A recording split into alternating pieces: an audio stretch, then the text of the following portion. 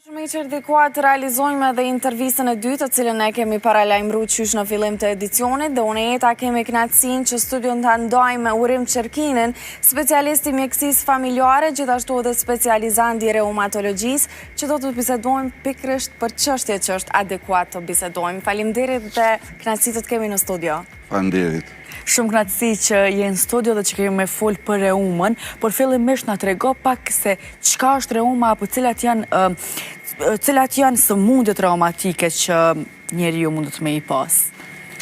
Fjala reum rrjedh nga fjala e vjetër greke reuma, që do të thotë është një substancë e cila rrjedh nga truri mukus dhe e cila përhapet në të gjitha nyjet e organizmit të njeriut, duke prodhuar acidin hyaluronik, i cili në fazat të ndryshme të zhvillimit jetësor ndikon në të dy mënyrat, në mënyrë pozitive, por edhe në mënyrë negative.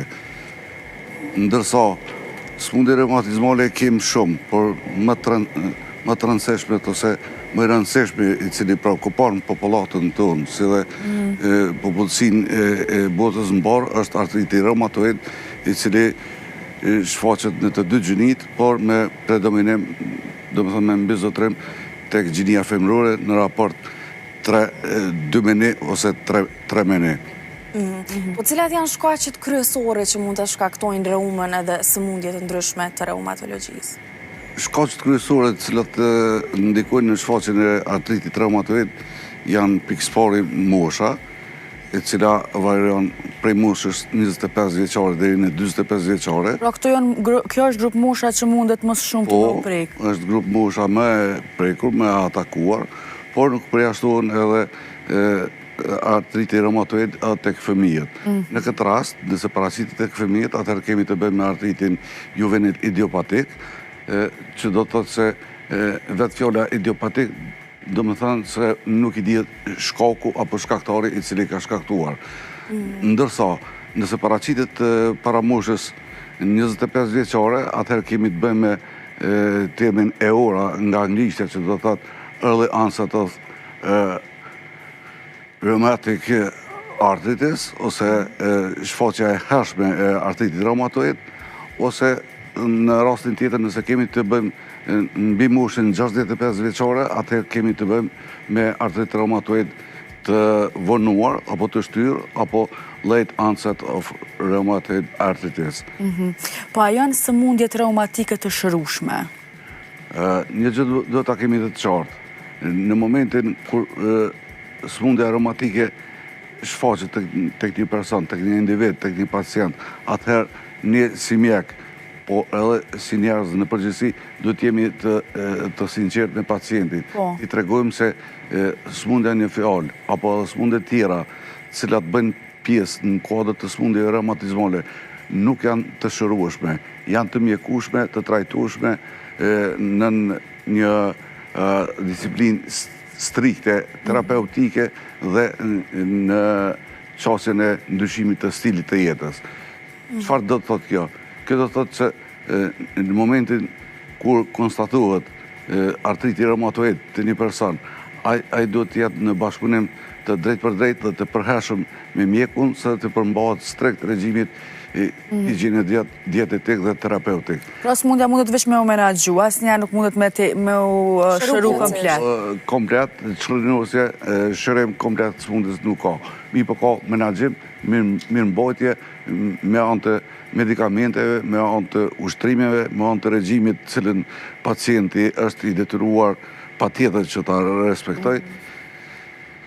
A është reumatologjia një sëmundje e trashëguar apo jo? Reuma, si që kemë duke folur pak më parë, një prej shkaqeve apo fillestare të sëmundjeve reumatike është trashëgimia. Çfarë nënkupton kjo?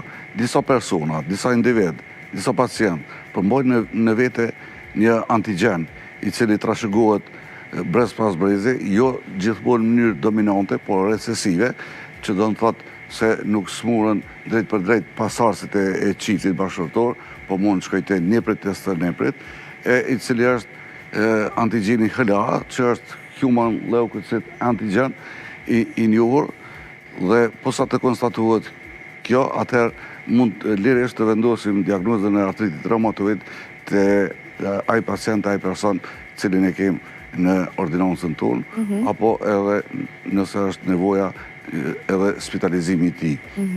Para kësaj, vlen të theksohet se është mirë që edhe mjekët familjarë në kujdesin parësor shëndetësor, gjithmonë sapo të kenë një pacient përpara i cili ankohet në dhimbje, në shtangim të nyjeve për më gjatë se 30 minuta, për gjatë 2 ose 3 javë në vazhdimsi, atëherë të kërkohet një pasqyrë e gjakut, një laborator, një sediment, një proteinë C reaktive, e më vonë edhe faktorët reumatoid, dhe më vonë nëse këta faktorë, nëse këto analiza dalin pozitive, atëherë të kalojmë në testet specifike të cilët kanë të bëjnë me reumatizmën, e që janë testet specifike anti-CCP, që janë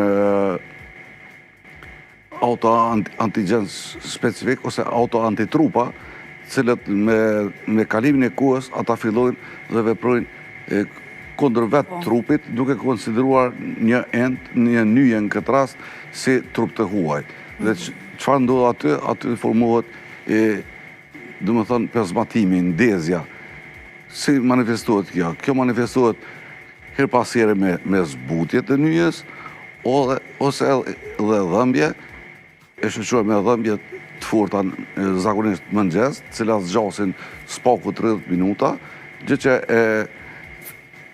karakterizon me ngadalësim ose vështirësi të lëvizjeve dhe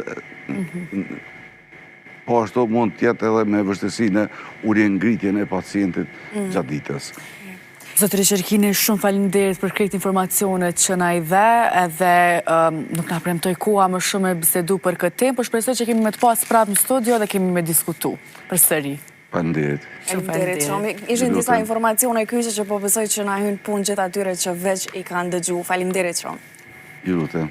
Tani të dashur miq, nga kjo intervistë kështu po ndahemi edhe po e përfundojmë këtë edicion. Ishte kënaqësi që edhe këtë mëngjes të jemi së bashku, do shihemi përsëri nesër. Faleminderit. Shihemi nesër, faleminderit shumë gjithëve.